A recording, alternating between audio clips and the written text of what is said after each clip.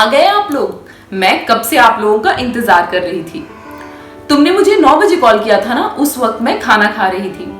अक्सर हम अपनी बातचीत में ऐसी बातें करते रहते हैं। मैं खाना खा रही थी, मैं खाना बना रही थी, मैं वहां जा रही थी, मैं तुम्हारा इंतजार कर रही थी, वगैरह वगैरह, है ना। सो कौन सा टेंस है ये? इसे कहते हैं पास्ट कॉन्टिन्यूअस टेंस। और आज की वीडियो में हम पढ़ने वाले हैं पास्ट कॉन्टिन्यूअस के बारे में और उसको और अच्छे से समझने वाले हैं। सो चलिए आज की वीडियो स्टार्ट करते हैं। हे यार, this is Nidhi and you are watching start learning. आज हम पास्ट कॉन्टिन्यूअस टेंस के बारे में पढ़ने वाले हैं। पास्ट कॉन्टिन्यूअस टेंस बहुत आसान है, इसमें बहुत ज्यादा दिमाग लगाने की जरूरत नहीं है, इसमें वर्ब के फॉर्म्स नहीं चेंज होते। अगर आपने प्रेजेंट कॉन्टिन्यूअस टेंस देखा हुआ है तो ये भी सिमिलर है, यहाँ पे सिर्फ हेल्पिंग वर्ब चेंज करते हैं, इसके अलावा बाकी सारी चीजें प्रेजेंट कॉन्टिन्यूअस टेंस के जैसे ही रहती हैं। तो चलिए पहले जान लेते हैं पास्ट कॉन्टिन्यूअस टेंस होता क्या है। So the past continuous tense is used to express an action that was happening at a particular time in the past. Means past में कोई action किसी particular time पे हो रही थी और वो continuation में थी, उसको express करने के लिए past continuous tense का use करते हैं हम। So ये तो हमने जान लिया कि past continuous क्या होता है। इसमें helping verb कौन सा use करते हैं? इसमें helping verb स्टार्टिंग में ही मैंने बताया है कि यहाँ सिर्फ हेल्पिंग वर्ब चेंज करना होता है और बाकी सब प्रेजेंट कॉन्टिन्यूअस टेंस के जैसा ही रहता है। तो यहाँ helping verb was and were का यूज होता है। वॉज का यूज कहाँ करते हैं? वॉज का यूज हम he, she, it and singular nouns के साथ करते हैं एंड वर का यूज हम I, we, you, they and plural nouns के साथ करते हैं।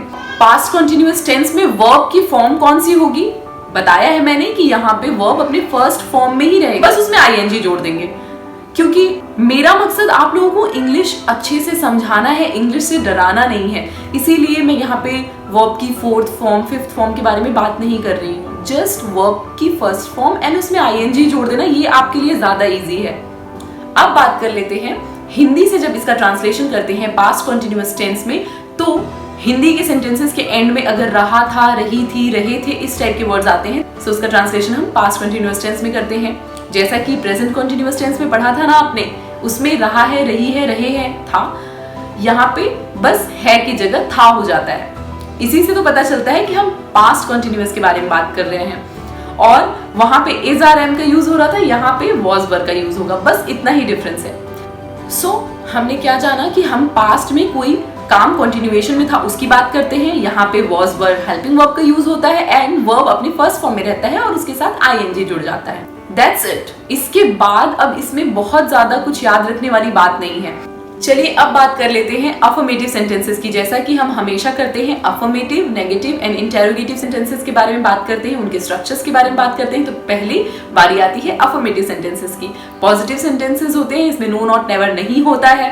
तो इनका स्ट्रक्चर क्या होगा? सो अफर्मेटिव सेंटेंसेस के लिए पास्ट कॉन्टिन्यूअस टेंस का स्ट्रक्चर होगा पहले सब्जेक्ट, सब्जेक्ट के बाद आएगा वॉज और वर। सब्जेक्ट के अकॉर्डिंग क्या लगेगा? वॉज लगेगा या वर लगेगा। देन वर्ब अपने फर्स्ट फॉर्म में प्लस उसके साथ आईएनजी एंड देन ऑब्जेक्ट। चलिए अफर्मेटिव सेंटेंसेस के कुछ एग्जांपल्स देख लेते हैं। वो सो रही थी, शी वॉज स्लीपिंग। मैं गाना गा रही थी, आई वॉज सिंगिंग। वो बाजार जा रहा था, he was going to the market.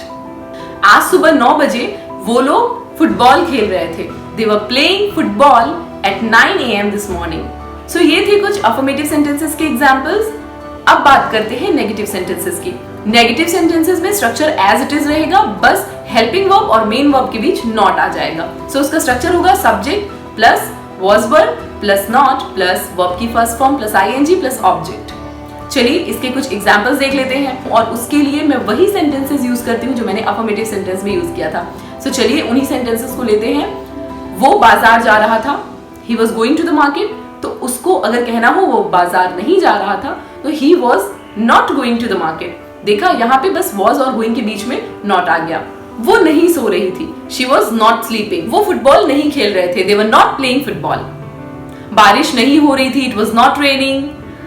सो ये कुछ एग्जांपल्स थे नेगेटिव सेंटेंसेस के। अब बात कर लेते हैं इंटेरोगेटिव सेंटेंसेस के। उसमें भी पहले बात करेंगे येस नो वाले क्वेश्चंस की, उसके बाद बात करेंगे इंफॉर्मेशन वाले क्वेश्चंस की। सो इंटेरोगेटिव सेंटेंसेस में फॉर येस नो क्वेश्चंस क्या स्ट्रक्चर होगा? पहले हेल्पिंग वर्ब वॉज वर आएगा, उसके बाद सब्जेक्ट एंड देन उसके बाद वर्ब की first form, then I N G, then object, question mark. So yes no वाले क्वेश्चंस वो होते हैं जिसमें जवाब हमको हाँ या ना में मिलता है। क्या वो फुटबॉल खेल रहे थे?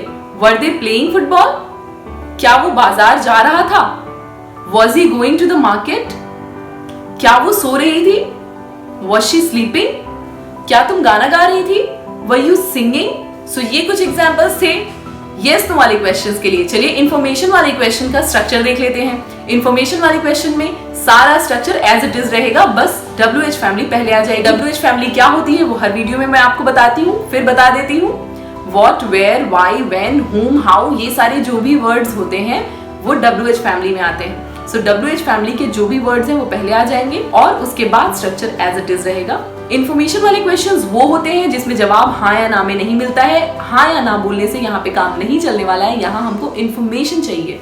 सो चलिए कुछ एग्जांपल्स देख लेते हैं। देखिए एक क्वेश्चन तो ये हो गया कि क्या वो बाजार जा रहा था, मतलब हमने उसमें आंसर भी एक तरह से बोल दिया है। सामने वाला या तो कहेगा हाँ या तो कहेगा ना, है ना, तो हमको हमारा जवाब मिल गया।